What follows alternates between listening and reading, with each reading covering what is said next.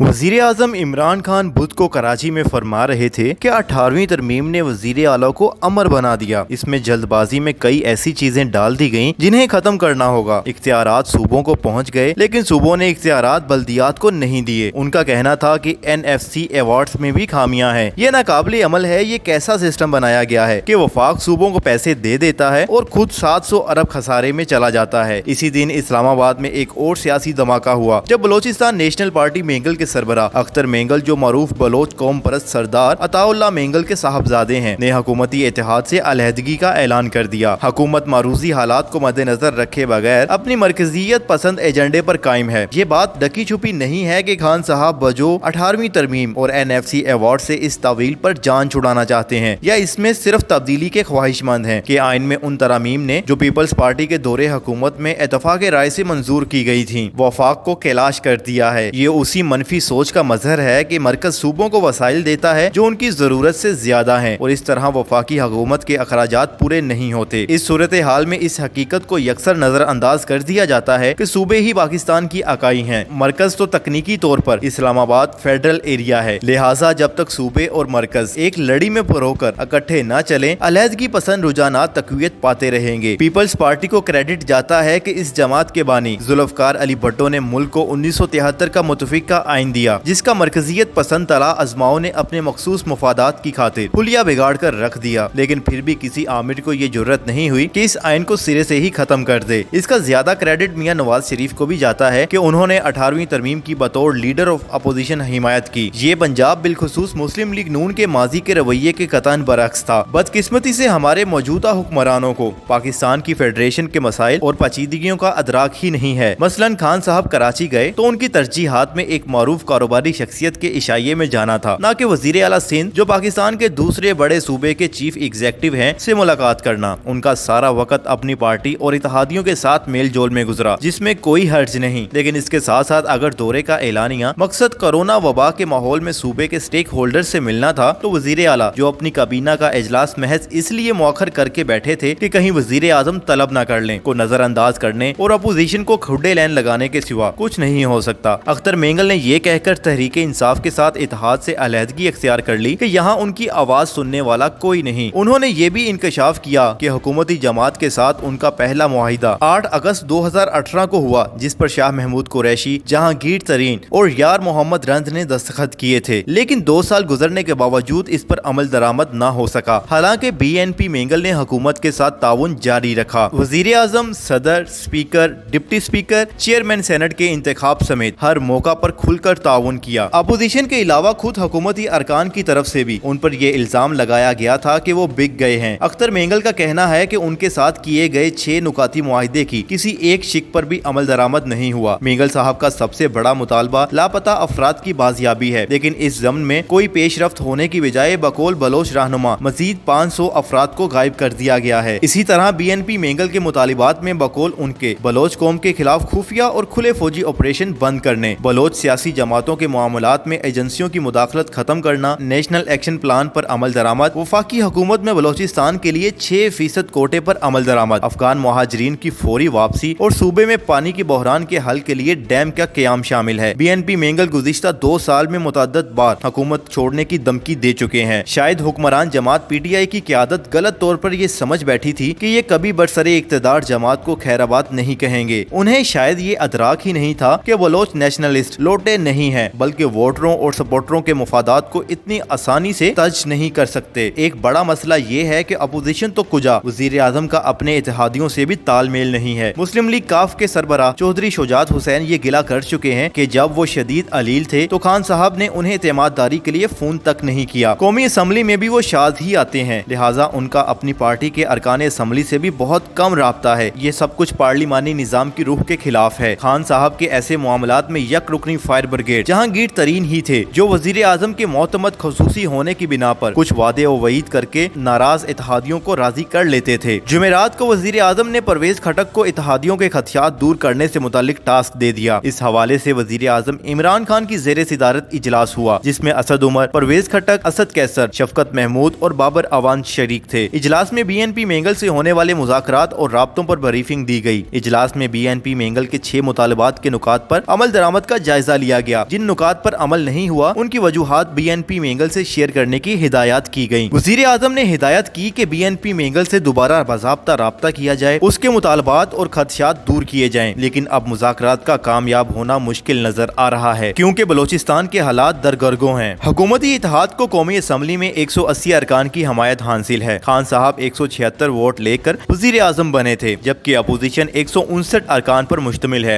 इसमें अब BNP मेंगल के 4 अरकान कौमी असम्बली में शामिल हो जाएंगे। शायद हुकूमत को फौरी तौर पर कोई खतरा ना हो, लेकिन अब बाकी मानदा इत्तेहादियों बिलखसूस मुस्लिम लीग काफ, MQM, GDA और चंद आजाद अरकान पर इनका इन्हिसार बढ़ जाएगा। मुस्लिम लीग काफ को ही ले लें, उनकी कौमी असम्बली में 5 और पंजाब में 10 नशिस्तें हैं। अब मरकज और पंजाब में चौधरियों की चुदराहट बढ़ जाएगी। चौधरी परवेज इलाही बड़े शरीफाना अंदाज में हुक्मरान जमात से गिले शिकवे करते रहते हैं, लेकिन शायद अब उनके लहजे में मजीद तलखी आ जाए। लेकिन MQM तो माजी में अपने इत्तेहादियों को ब्लैकमेल करने में खासी मशहूर है। उसकी फरमाइश भी खान साहब को पूरी करना पड़ेगी। ये भी इम्कान है कि अपोजिशन एक सफ़े पर इकट्ठी होकर ये मुतालबा दाग दे के खान साहब की हुकूमत एतमाद का वोट हासिल करे, लेकिन फिलहाल इसका इम्कान कम है। ताहम हुक्मरानी के मौजूदा अंदाज ज्यादा अरसा नहीं चल सकते। खान साहब को महज खलाई मखलूक पर इन्हिसार करने की बजाय इत्तेहादियों, अपोजिशन और खुद अपनी जमात के बारे में रवैये में मुस्बत तब्दीली लाना पड़ेगी। मजीद बरा उन्हें इसका भी एहसास होना चाहिए कि पाकिस्तान में सदारती नहीं, वफाकी पार्लिमानी निज़ाम नाफिज है। पार्लिमानी निज़ाम में वजीर आजम दीगर पार्लियामेंटेरियन के बराबर होता है, लिहाजा शाहाना रवैयों को तर्क करके छोटे सूबों की हसासियत का ख्याल रखना चाहिए। सिर्फ इसी सूरत में जमहूरियत और फेडरेशन की गाड़ी आगे चल सकती है।